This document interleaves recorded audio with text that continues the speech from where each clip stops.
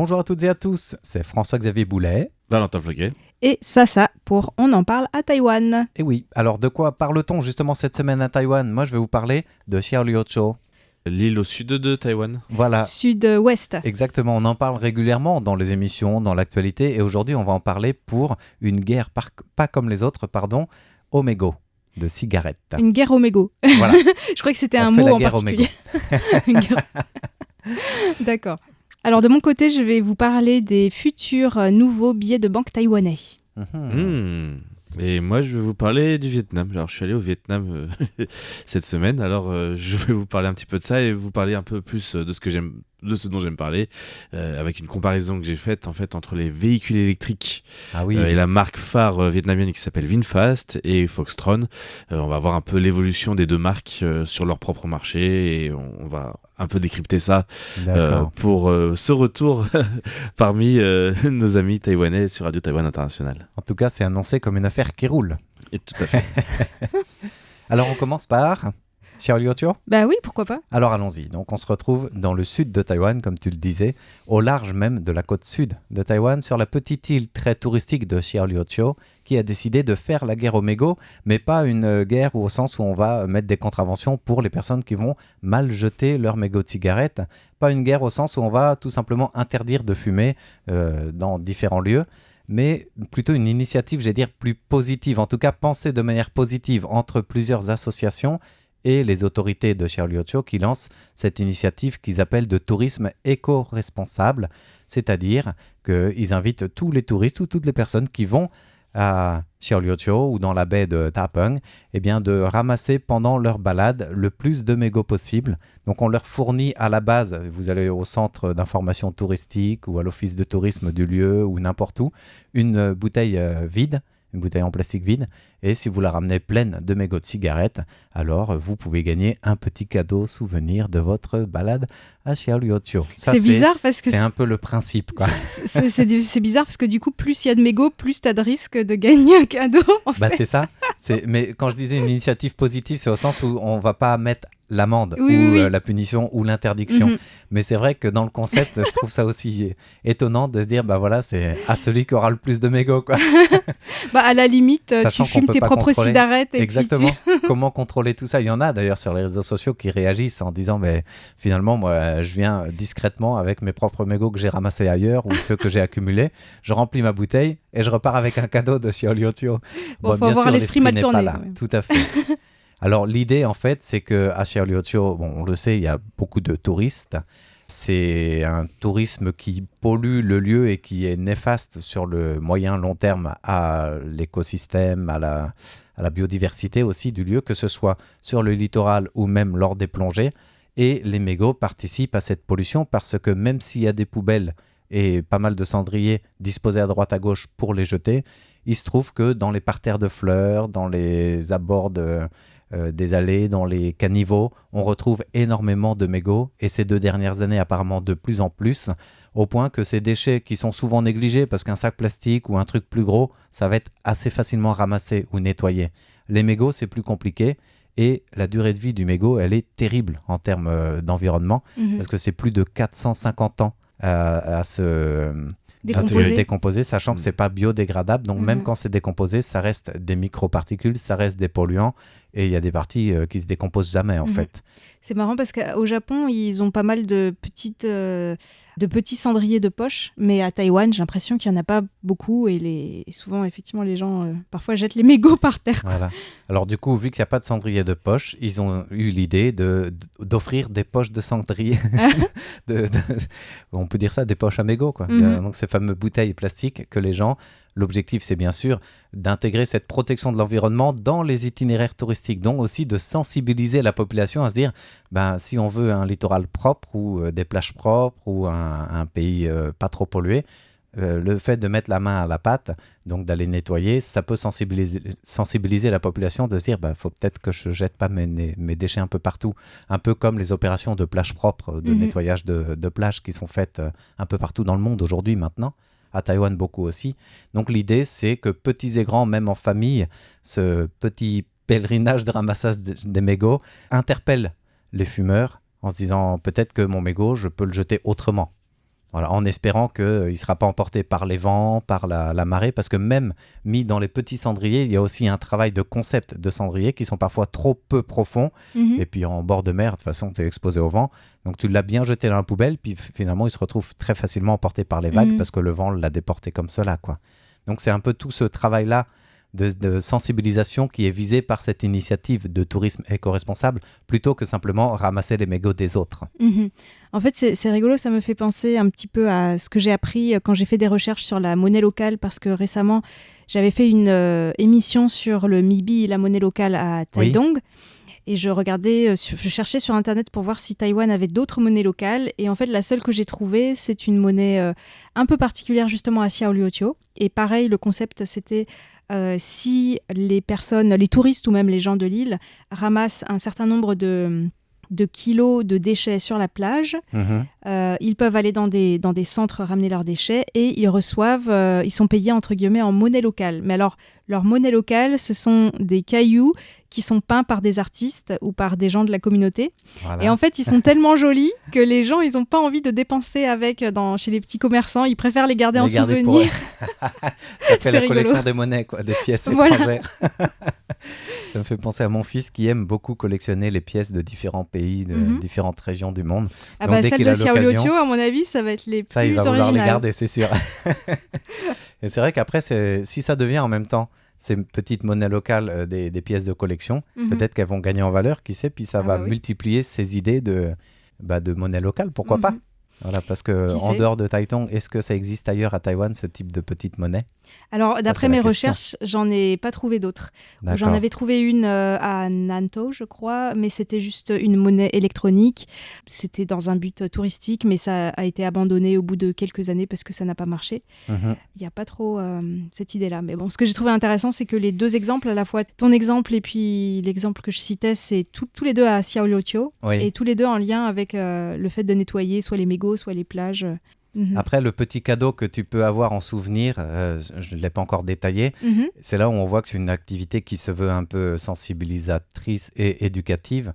C'est que c'est pas Bon, oui, il peut y avoir un petit cadeau souvenir genre porte-clés de Xiaoliuqiu, mais il y a surtout une carte postale éducative qui présente toutes les informations sur la conservation des tortues marines sur place, sur comment bien faire de la plongée sur place en respectant l'écosystème marin. Et au verso de la carte, il y a les différents tampons à collectionner sur place. Une fois que tu en as 5, tu peux aller remplacer un petit cadeau. Donc, c'est un chiffon de nettoyage en cuir noir ou alors un petit cadeau souvenir, genre porte-clés de Xiaoliuqiu. Voilà, on ne peut pas choisir le cadeau qu'on veut, mais c'est en échange des 5 tampons remplis au tirage au sort comme cela, sachant qu'il y a bien sûr aussi ce sont des cadeaux qui se veulent respectueux d'environnement, donc même si ce sont des cadeaux souvenirs de Xiaoliuqiu, ça va être des cadeaux genre un gobelet ou une petite gourde de voyage, ce qui évite d'avoir les bouteilles jetables, etc. Voilà, donc ça c'est assez intéressant à voir. Et pour cela, les autorités de Xiaoliuqiu se sont alliées avec plusieurs associations, dont le studio Haiyong, qui depuis plusieurs années coopère sur place dans le sud de Taïwan, et spécialement à Xiaoliuqiu ou dans les différentes baies touristiques, pour des activités justement comme cela de tourisme variées, mais aussi de sensibilisation aux besoins de la protection sur place. Que ce soit la faune ou la flore, que ce soit des lieux touristiques qui sont souvent saccagés ou mal nettoyés. Donc c'est intéressant de voir aussi que les gens de plus en plus s'impliquent dans cela, et finalement c'est presque un ramassage de mégots gratuit finalement, parce que contre une carte postale, on va pas le faire pour faire la collection des cartes, quoi. Voilà, ouais. Que si tu te disais, finalement vous allez gagner peut-être 100 € lors d'une tombola au tirage au sort, là les gens le feront peut-être plus de manière intéressée. Mais là c'est plutôt désintéressé et très humain, je trouve, comme approche. Voilà pourquoi j'avais envie d'en parler. Donc tu vas aller tenter ta chance à Xiaoliuqiu. Et oui, ce sera l'occasion de visiter le lieu, puisque en 20 ans à Taïwan, même un peu plus de 20 ans, je suis jamais allé là-bas. J'ai presque honte de le dire. Perso, j'y suis allé l'année dernière. Ah oui, ça vaut le coup alors? La première fois. Oui, c'est très sympa. Alors en hiver, c'est un peu particulier, mais... Moi, je te conseille d'y aller en semaine. J'irai plutôt l'hiver que l'été, de toute façon, parce que j'ai pas envie d'y aller pour avoir un lieu noir de monde et de barbecue. En fait, c'est surtout si tu y vas en semaine ou le week-end, parce que le week-end, c'est blindé. Et moi, j'ai eu la chance d'y aller en semaine, et en semaine, il n'y a personne, et c'est génial, j'adore quand il n'y a personne. Mais voilà, le rendez-vous est pris, et ce sera l'occasion de partager mon expérience un autre jour. Ok, alors on va passer à notre deuxième sujet à propos des futurs nouveaux billets de banque taïwanais. Oui. Je suis tombée sur un article cette semaine qui disait que la Banque centrale a annoncé qu'elle lançait un vote auquel les Taïwanais peuvent participer, donc sur les nouveaux billets de banque. Ce vote a lieu sur Internet entre le 27 janvier et le 13 février. D'accord. Donc c'est en ce moment. Alors je me suis dit, ouais, chouette, on va pouvoir voir les nouveaux designs. Oui. Voilà. Et en fait, non, je me suis rendu compte en allant sur le site, déjà qu'il faut être taïwanais évidemment pour voter, donc il faut rentrer son numéro de carte d'identité, etc. Donc je ne peux pas y accéder. D'accord. Mais en plus, il s'agit plutôt, on verra ça tout à l'heure dans les détails, d'un vote sur les orientations du design. Pas encore sur le design en soi. Moi aussi, j'avais été déçu en me disant, tiens, on va voir des avant-premières ou des exemples de différents billets, puisqu'on a fait l'information sur notre site internet cette semaine. Eh bien non, c'était les billets en circulation actuelle et pas les futurs. Oui, mais quand même, en creusant un peu, j'ai découvert quelque chose. C'est que début 2025, il y a un député du DPP, Gao Zhepeng, qui a proposé justement de renouveler les billets de banque et il a organisé un concours à titre privé, en fait, donc avec 2 catégories pour les designers pros et pour les amateurs. Donc il y a eu tout d'abord un jury de spécialistes qui ont fait une présélection et ensuite il y a eu un vote en ligne et les résultats ont été annoncés il n'y a pas longtemps. Et c'est Lin Yu-jun qui a remporté le premier prix des designers avec des billets sur le thème La belle île de Formose. Et c'est rigolo parce qu'il y avait des gens qui ont commenté en disant que, un peu comme à Xiaoliuqiu, la monnaie locale, c'est-à-dire en disant que c'était trop beau ces billets de banque et ils préféraient les garder pour les collectionner plutôt que les dépenser. D'accord. Là, je croyais que cette initiative du député répondait, tu sais, il y a tout un mouvement de remplacer les billets au moment où Taïwan a gagné la coupe de baseball, le Super 12. Et la Chine 2 avait dit, tiens, on va remplacer nos anciens Super Juniors du billet de 1000 par la nouvelle équipe, quoi. Apparemment, c'était tellement d'investissement que c'était un peu tombé à l'eau, cette idée. En fait, je pensais le dire tout à la fin, mais je vais un petit peu... Ça met quand même, après ce concours-là, ça mettra quand même 2 ans et demi. Temps de pouvoir tout organiser, sécuriser, imprimer les billets. Donc, c'est pas pour tout de suite, mais il y en aura. Effectivement, ça demande un certain investissement. On verra tout à l'heure aussi quelle était la motivation de ce député, mais je crois que c'est pas lié à ce que tu disais. Alors, qu'est-ce qu'il y a sur les images ? Les thèmes. Voilà, je vais vous montrer ça puisque j'ai trouvé ça sur un site internet. D'accord. Donc, pour les billets de 100... 200, 500 et 1000, ce sont surtout des animaux de Taïwan. Et pour le billet de 2000, je ne savais pas qu'il y avait un billet de 2000. Si. C'est la tour 101. D'accord. Et en fait, à part pour le billet de 2000, les autres billets, quand on les met ensemble, il y a la forme de Taïwan, de l'île de Taïwan qui apparaît au centre. Oui, aux 4 coins qui font... Voilà, et c'est surtout ça apparemment que les gens ont bien aimé. Parce que sur le billet de 2000, il y a la carte de Taïwan en entier. Voilà, c'est ça. On l'a payé assez cher pour l'avoir, pas qu'un bout, mais... Et donc, il y a eu 13 000 votes en faveur de ce design. Donc, on peut constater quand même 13 000, c'est pas énormément. Donc, je crois que ce concours, comme c'était à titre privé, il n'a pas été très, très médiatisé. Moi, j'étais même pas au courant d'ailleurs. Je savais pas non plus qu'il y avait ça.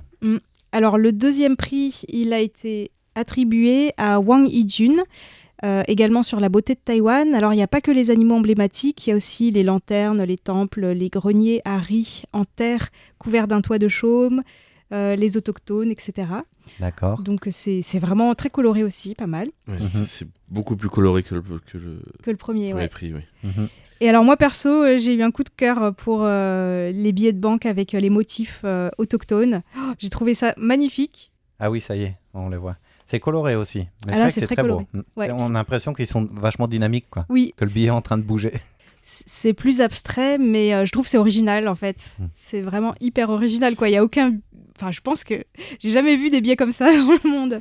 Et le billet est au format vertical. Ouais, il y en a certains qui sont en format vertical, donc c'est assez original. Donc, je mettrai le lien vers cet article s'il y a des personnes qui sont intéressées. Pour visualiser la chose. Voilà, sur notre site internet, dans la rubrique On en parle à Taïwan. Et je reviens au concours lancé par la Banque centrale. En fait, le thème principal, c'est la beauté de Taïwan, donc c'est très très large.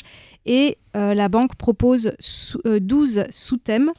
La population harmonieuse, le développement durable, l'esprit sportif, l'art, l'architecture, la créativité et l'innovation, les festivités et folklore, l'artisanat, l'écologie, la beauté florale, la beauté de la faune, les femmes rayonnantes. Les Taïwanais pourront voter pour les sous-thèmes qu'ils préfèrent et éventuellement faire aussi des propositions d'idées. Par exemple, sur la faune, quels animaux ils préféreraient voir mais pas apparaître. proposer directement un design, en fait. Non, pas proposer directement un design. En revanche, ce qui est pas mal, finalement, avec le concours qui a été organisé par ce député, c'est que ça a permis de montrer qu'il y avait certains designers qui étaient très doués et qui pourraient ensuite être éventuellement choisis pour faire le design selon les thèmes qui ont été choisis par le vote des Taïwanais sur le site de la Banque centrale, en fait. D'accord.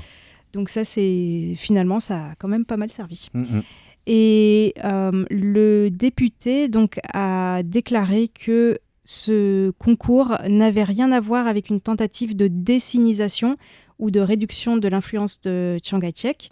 Ce n'était pas motivé par des considérations idéologiques et qu'il s'agissait simplement d'encourager la participation citoyenne et aussi de changer un petit peu le design des billets parce que ça fait plus de 20 ans que c'est les mêmes.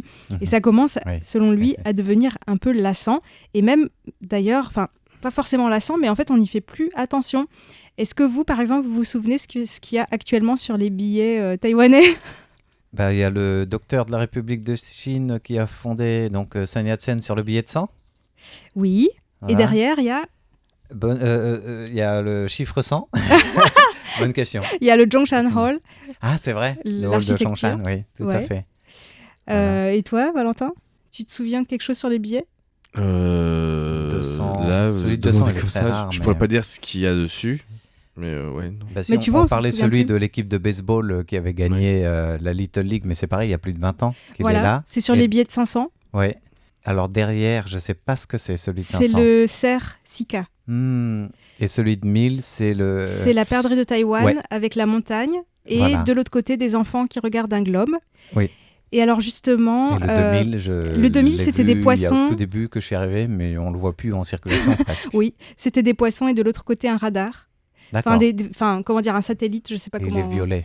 Voilà. Et alors le billet de 200, on le voit très peu aussi, mais c'est peut-être parce que sur le billet de 200, il y a Chiang Kai-shek en fait. Je sais pas. Bon, on m'avait dit que les pièces de 20 billets de 200 et comme celui de 2000 sont très peu en circulation parce qu'ils avaient été très facilement falsifiés et falsifiables. Alors si tu te fais choper, ou pas choper, mais si tu te fais avoir avec un billet de 2000, tu perds d'un seul coup énormément d'argent. C'est quoi, 60, un peu plus de 60 €. Donc les commerçants, ils rechignent à accepter ce genre de gros billets. D'accord. Celui de 200, c'est vrai qu'on ne le voit pas beaucoup non plus. Puis après, tout simplement, de manière pratique, c'est pas très usité. Donc la pièce de 10 et de 50, ça suffit pour faire de 10 à 90, quoi, en fait.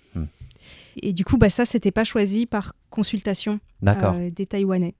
Donc, c'est bien quand même que maintenant, la Banque centrale consulte les Taïwanais. Mais comme je l'ai dit tout à l'heure, il faudra quand même patienter, déjà pour avoir le résultat, et puis ensuite pour qu'il puisse être enfin en circulation. Imprimé. Voilà. Et puis, et on peut rajouter que ça pose aussi des problèmes de falsification, comme tu disais. Plus longtemps tu laisses un billet en circulation, plus les faux sont bons, entre guillemets. C'est vrai.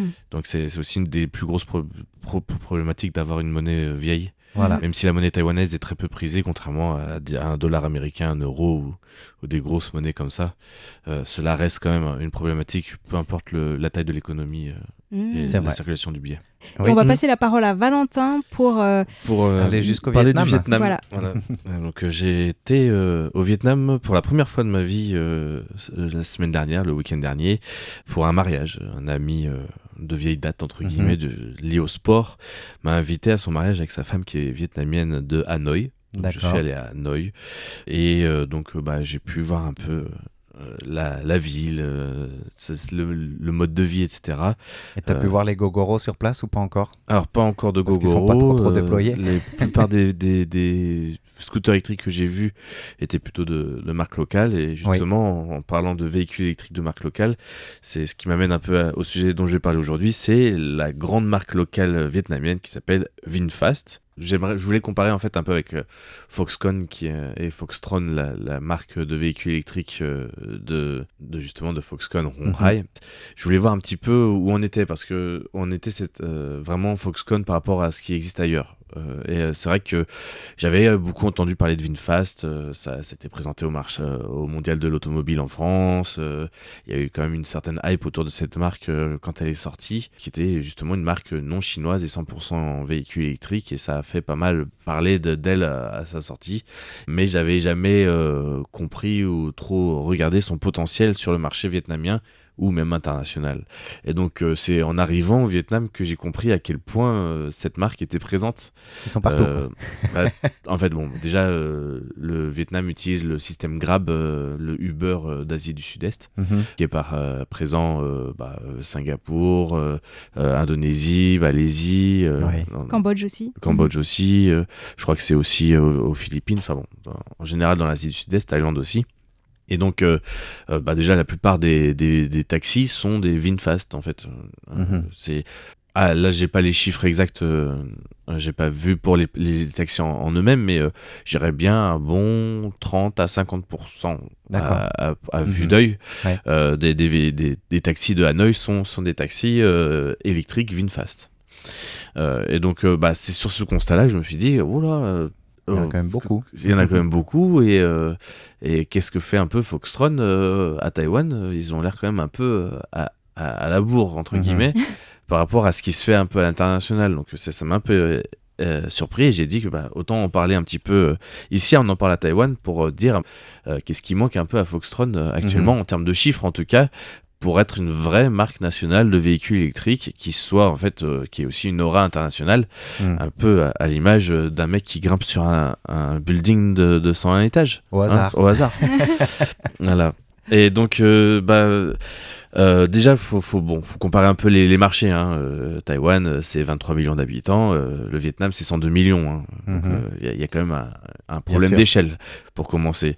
Aussi, ce ne sont pas les mêmes économies, c'est pas le même niveau de développement économique. La croissance actuelle économique du Vietnam, c'est 5% en 2024, et c'est tablé actuellement pour le 2025 aux alentours de 8%, donc c'est quand même très très performant. On a une croissance démographique encore positive, même si elle est ralentie aux alentours de 1%, et un taux de fécondité estimé par femme à 1,91. Donc voilà, il y a aussi un équilibre rural-urbain qui est encore à 60% pour le rural et 40% pour l'urbain. Donc on n'est quand même pas encore à un niveau de ce qu'on va dire de l'Asie de l'Est. Oui. Voilà, c'était pour mettre en situation, pour comparer aussi avec Taïwan, faut quand même avoir un contexte minimum économique pour comprendre un petit peu pourquoi VinFast part aussi vite. C'est qu'il y a quand même des gens avec beaucoup de liquidités, des nouveaux riches, qui n'ont pas encore forcément la culture du véhicule de luxe qu'on peut avoir en Chine, qui sont des pays un peu plus anciens. Et VinFast, ça reste accessible justement, puisque tu dis c'est pas la culture de véhicule de luxe. Ça se situe à quel niveau de gamme? Eh bien, c'est ça la folie, c'est qu'ils ont 4 gammes différentes. D'accord. 4 gammes de véhicules. Il y a pour tous les goûts, quoi. Il y en a vraiment pour tous les goûts. C'est ça aussi que j'ai vu. J'ai pris des photos. Il y a des petits véhicules tout petits, très très très fonctionnels et très basiques. On pourrait dire qu'on peut comparer un peu cette première gamme qui s'appelle la gamme VF. Qui est une gamme vraiment entrée de gamme, un peu la Dacia de VinFast en fait. D'accord. Pour ceux qui veulent se mettre un peu. C'est une belle image. Voilà. Et donc juste fonctionnel avec le minimum nécessaire pour un véhicule électrique, c'est-à-dire qu'il y a quand même l'écran connecté assez grand, mais on n'est pas au niveau de la tablette qu'on a dans les Tesla ou sur la Foxtron, anciennement N7 de Luxian, la Foxtron modèle C. Il y a aussi une gamme un peu plus supérieure qui s'appelle la gamme Micro Green ou Green, je crois, qui est un peu un entre-deux, qui est déjà un peu plus confortable. Et après, il y a la gamme Limo Green qui est destinée vraiment aux flottes de véhicules, qui est vraiment là au niveau berline, même pour les petits modèles. Et il y a aussi une gamme un peu hors de tout ça, qui fait des SUV, mais vraiment au format 4x4, c'est-à-dire le cube à l'arrière et la calandre bien surélevée, tout assez surélevé, mais très compact. On est un peu à la rencontre entre une kei-car, pour ceux qui connaissent, la kei-car japonaise, et le 4x4. Donc vraiment des 4x4 très réduits, très, très compacts, et qui vont aussi très bien dans les ruelles très étroites d'Hanoï, qui sont quand même nombreuses. Aussi. D'accord. Et bon, pour aller un peu rapidement en termes de prix, ça va quand même de 10 000 à 50 000 euros, les véhicules, mais 10 000 euros, c'est très très raisonnable pour un véhicule électrique. On n'a pas ça en Europe, on n'a pas ça à Taïwan. C'est une gamme qui n'existe pas du tout dans les projets de Foxtron. D'accord. Et c'est une des orientations sur lesquelles on peut se dire il y a quelque chose à faire quand même à Taïwan. Tout le monde ne roule pas sur l'or non plus. Et c'est aussi une implantation bien plus importante. On est à 150, près de 150 000 véhicules vendus en 2025. D'accord.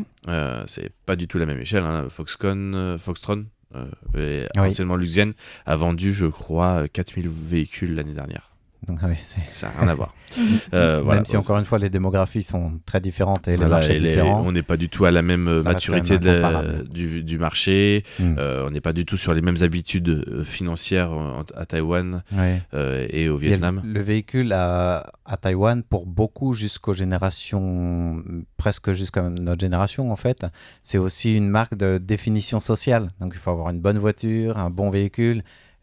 Si j'ai une charge, par exemple dans la société, je suis chef de service, je ne peux pas avoir un véhicule plus bas de gamme que mes collègues qui sont mes subordonnés. Est-ce qu'il y a ça aussi au Vietnam ? Alors, il y a ce problème statutaire, mais après, c'est aussi un outil de travail dans la plupart des gens qui se transforment en taxi très rapidement. C'est assez facile de devenir taxi au Vietnam. Donc, ça reste plus dans le fonctionnel. C'est surtout une source de revenus énorme par rapport au niveau de vie général du vietnamien. D'accord.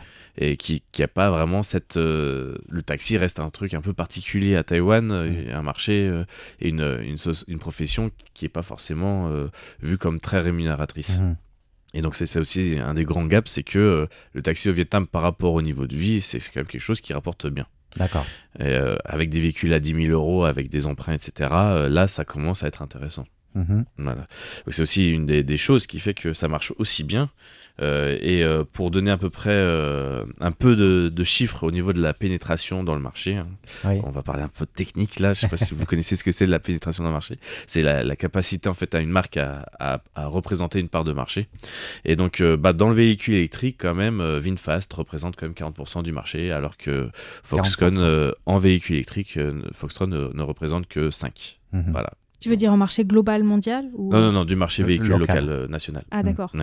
Donc VinFast pour le Vietnam et Foxtron pour Taïwan. Voilà. Okay. D'accord.